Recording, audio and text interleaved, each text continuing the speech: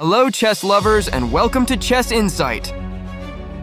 In this video, we're going to look at one of the most aggressive openings for black against the d4 opening. If your opponents often start with pawn to d4 and you struggle to face it, then this is the perfect weapon for you. Normally, if we respond with pawn to d5, the game can easily transpose into openings like the Queen's Gambit, the London system, or the Slav defense, all of which require tons of theory to remember.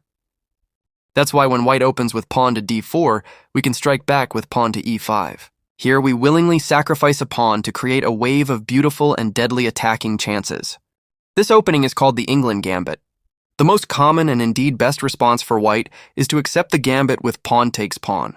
After that, we develop knight to c6, attacking the central pawn. Most of the time, white will play knight to f3, defending the pawn on e5. You might wonder, what if white defends it with pawn to f4?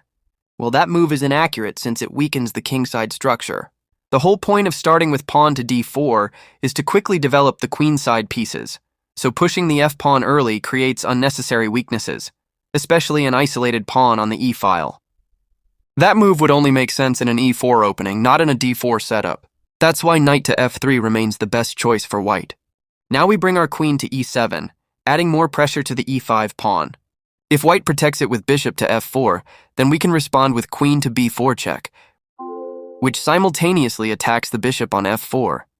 White's best response is to block with the bishop, but then we play queen takes pawn on b2, threatening the rook on a1. Here, the most common mistake by white is to play bishop to c3, attacking the queen and defending the rook. However, black has a powerful reply, bishop to b4. The white bishop cannot capture the queen because it's pinned by the dark squared bishop. Usually, white tries to defend with queen to d2. If your opponent plays this, simply capture bishop takes bishop. If white recaptures with the queen, it's checkmate in one with queen to c1. And if the knight captures instead, then queen takes rook comes with check. After knight blocks the check, we can recapture the pawn on e5, and the position heavily favors black. Let's rewind a bit. If instead white plays knight to c3 after queen takes pawn, defending the rook, then we simply continue bishop to b4. If white now tries to attack the queen with rook to b1, we calmly retreat queen to a3. In this position, one of the most common ideas for white is knight to d5, hitting the bishop and also threatening a fork on c7.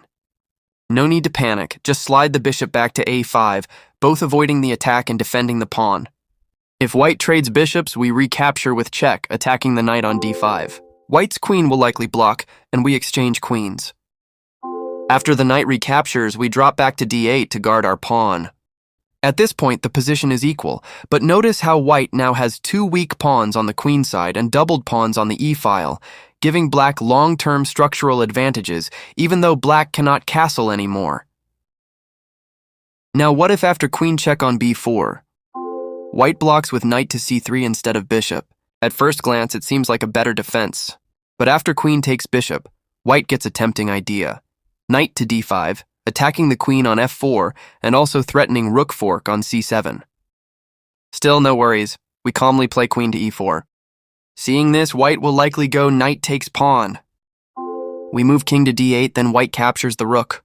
It looks like white is winning, but that's not the case. We continue with knight takes pawn, threatening to capture the knight and ruin white's pawn structure.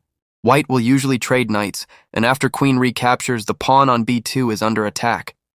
White will likely defend by pushing pawn to c3. Then we strike with pawn to b5, preparing to fianchetto the bishop on b7. If white plays pawn to e3, we go bishop to b7, and the white knight is about to be lost. Our bishop now also targets the pawn on g2, preventing the light-squared bishop from developing freely. White's most logical move here is queen to b3, attacking both pawns and preparing queenside castling. We respond with knight to f6. At first it looks like we're blundering the pawn on f7, but if white dares to take it, bishop to d5 traps the queen. Or if white plays bishop takes pawn on b5, then bishop takes pawn on g2, attacking the rook. After the rook moves to g1, we capture the white knight. Even though our king remains in the center, stockfish evaluation still favors black. We can later capture the pawn on h2 or reposition the bishop to f3. Let's move on to the second trap. Earlier, we saw the line where white defends the pawn with bishop to f4, But what if white instead attacks the queen with bishop to g5? We simply retreat the queen to c5, keeping pressure on the central pawn. If white defends with bishop to e3, we can repeat the same trap, queen to b4 check. Or if white plays knight to c3, we take the pawn on e5, attacking the knight. After knight takes knight, queen takes knight, targeting the bishop on g5. Most players will defend with queen to d2, also preparing long castle. Then we bring our bishop to b4, pinning the knight to the queen. If white tries to kick it away with pawn to a3, we just trade bishop for knight. And if white's queen captures, we immediately win the dark squared bishop. That's why white usually recaptures with the pawn, leaving him with weak pawns on the queen side, which benefits black. Now for the third trap. In the previous line, we played knight to c6 after the pawn exchange. Here we instead push pawn to d6. White will often grab the pawn, hoping for a material lead. But we recapture the pawn while developing the bishop with tempo. This pawn sacrifice gives us a huge lead in development. Our pieces are already active while whites are still sleeping. Usually white continues with knight to f3 and we develop knight to c6. Most of the time white plays knight to c3 and we go bishop to g4, pinning and preparing queenside castling. This move also threatens to capture the knight, which would damage white's pawn structure. To avoid that, white often plays pawn to e3, planning to recapture with the queen later. Then we bring our queen to e7, getting ready to castle long. If white plays bishop to e2, we castle queenside. Now our rook is perfectly lined up with white's queen. If white short castles here, that would be a huge mistake. What do you think is the best move for black next? If you know it, leave your answer in the comments below. In this position, the most common move for white is bishop to e2, stepping away from the pin. We reply with knight to f6. After white castles short, we push pawn to h5, planning to launch a kingside pawn storm. White will most likely respond with pawn to h3, trying to chase our bishop. If that happens, we immediately trade bishop for knight. After bishop recaptures, we play queen to e5, threatening checkmate on h2.